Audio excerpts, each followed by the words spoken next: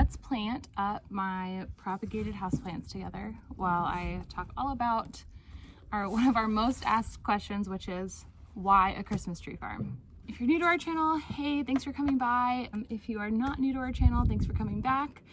We are the Storehouse Farm. My husband Lucas and I purchased this land about 2 years ago and just moved here after a very long DIY farmhouse renovation. So let's get started.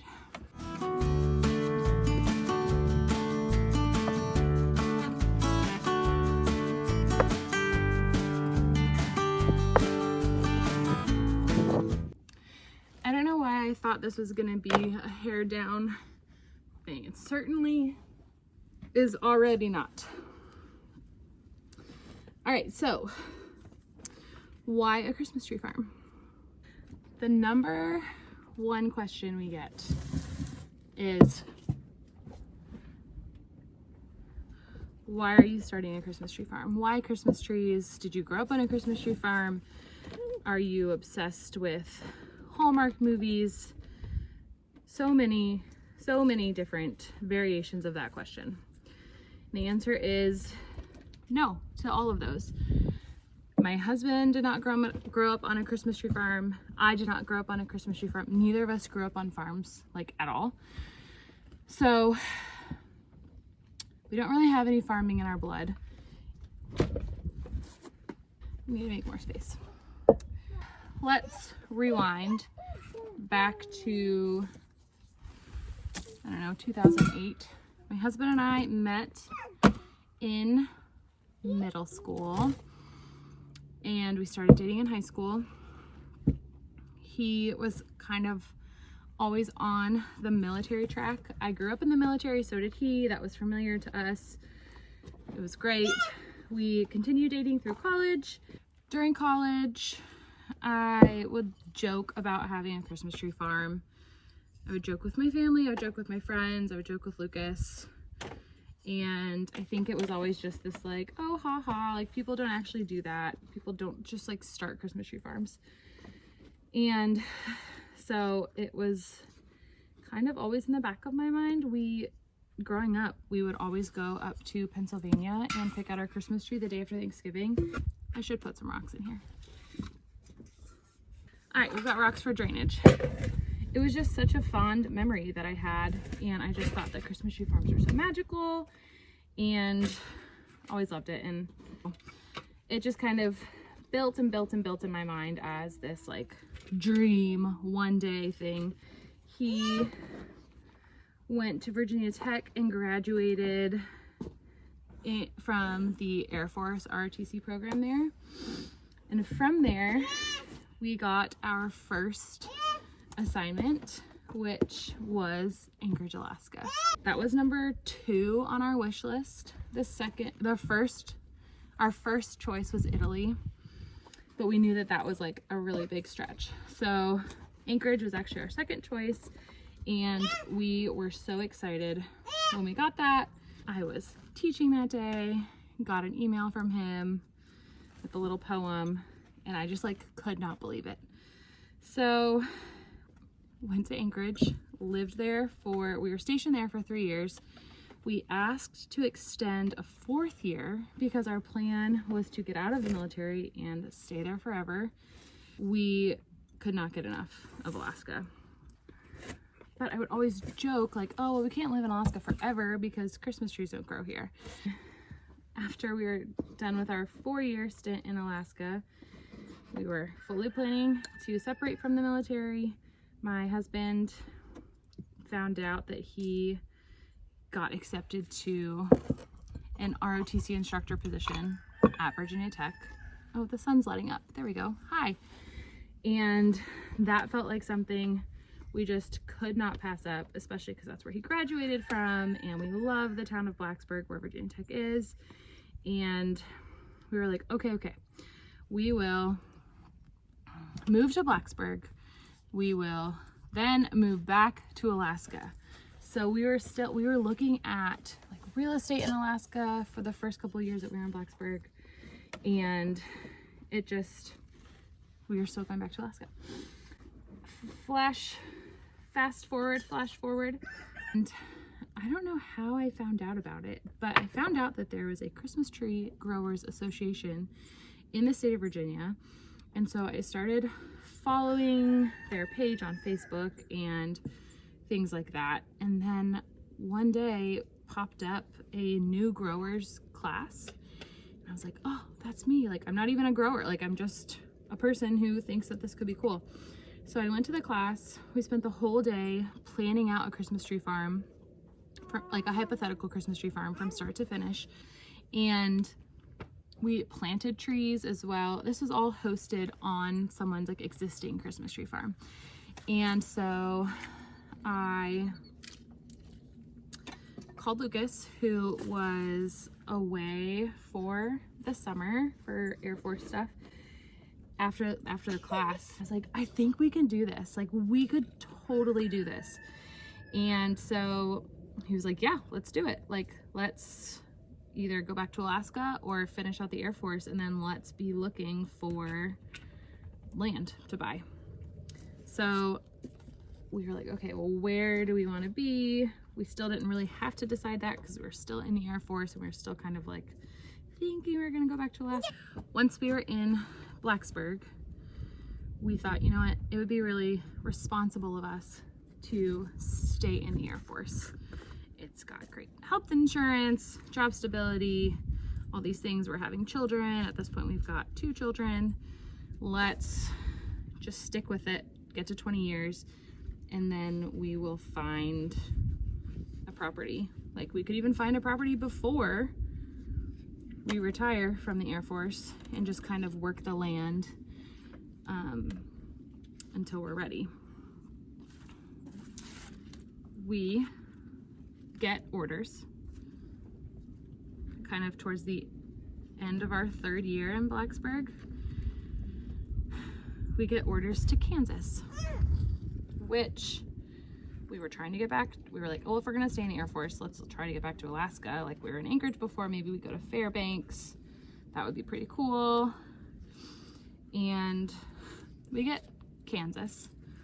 So we're like dealing with that, thinking about, okay, this is our new normal. We're gonna be Kansans. Is that what they're called? And we were just like, okay, Kansas.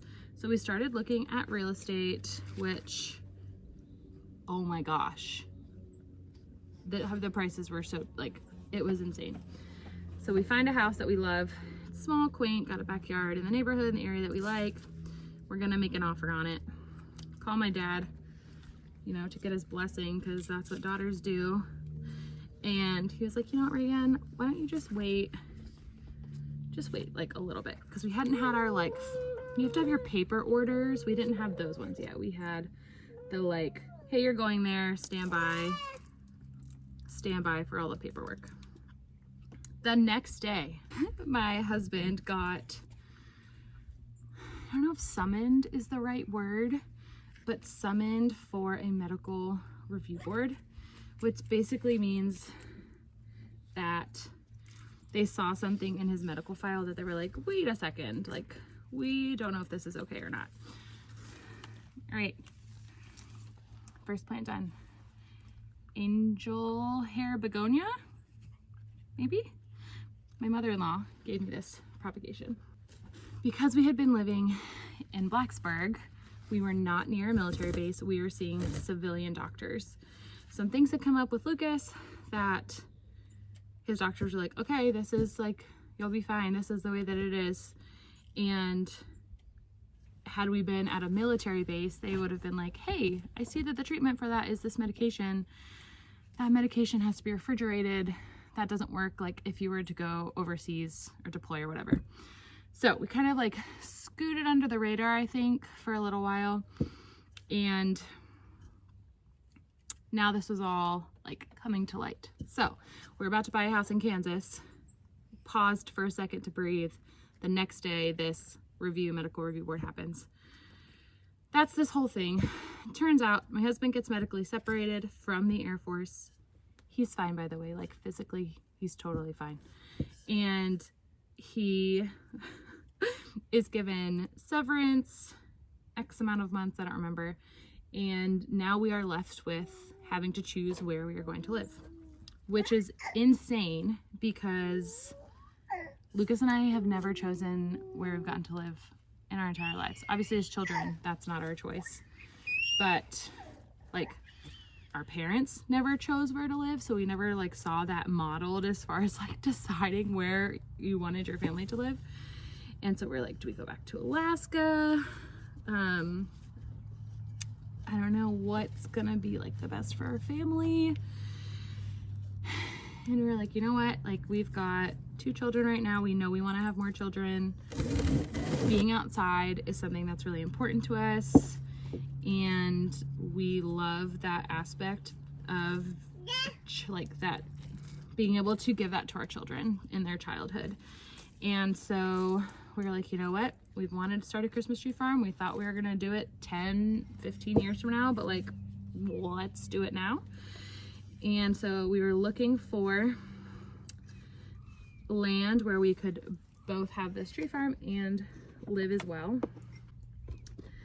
And we kind of still weren't set on a location as far as how we ended up in this spot in Central Virginia. Lucas and I got married here, actually, at his aunt and uncle's farm. They live right down the road. I guess not right down the road. They live down the road.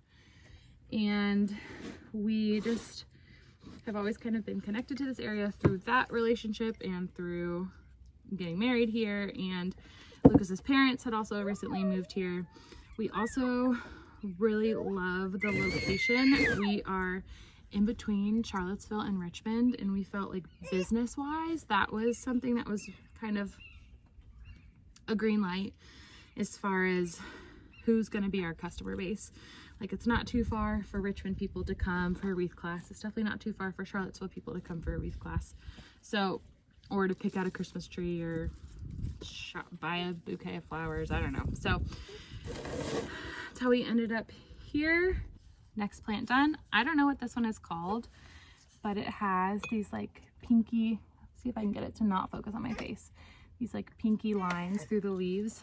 Got propagated this one from one of my mom's plants.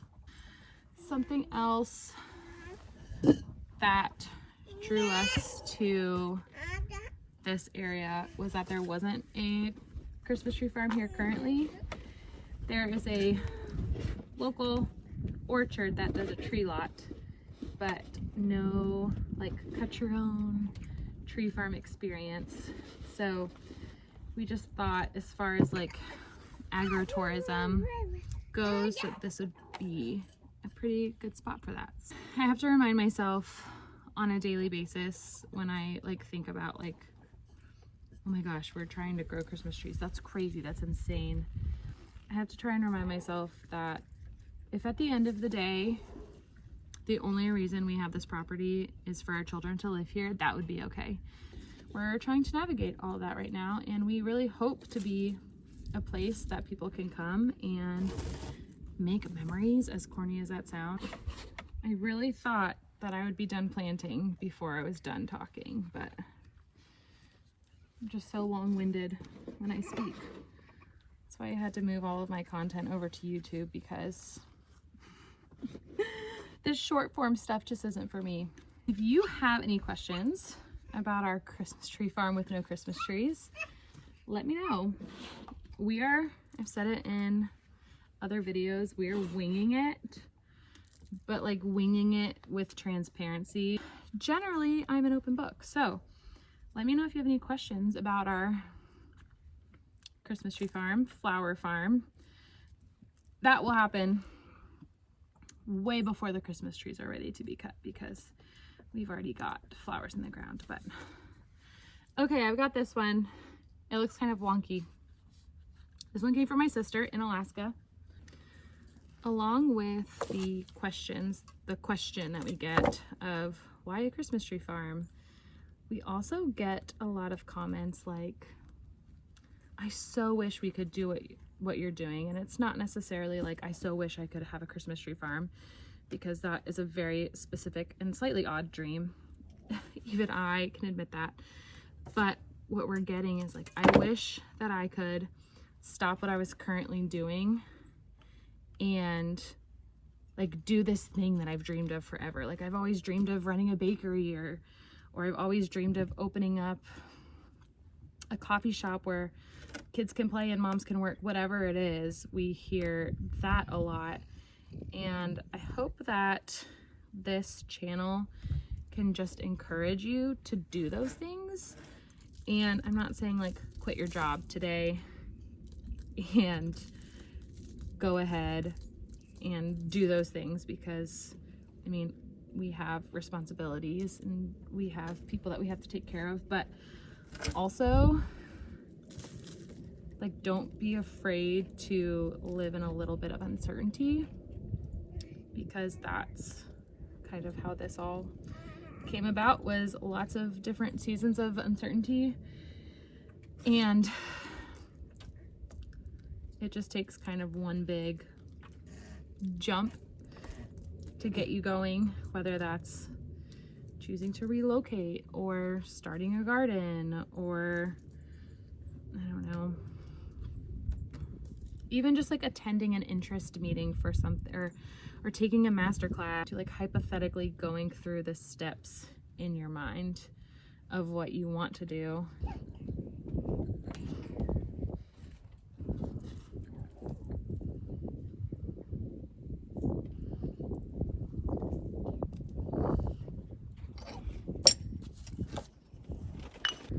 Right there they are. I need to find drainage trays for these two. I think I have some back there. These ones have rocks in them for some drainage.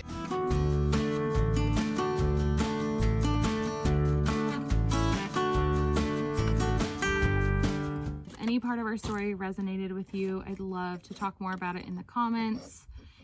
I'd also love to hear like what your dream job, I guess, or dream, I don't want to say dream life, but like what your dream job would be if you could pick.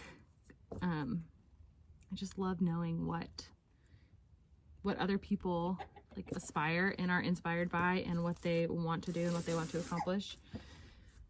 And I'm just really intrigued by that. So let me know down below, and hopefully you'll stick around for some other videos later on.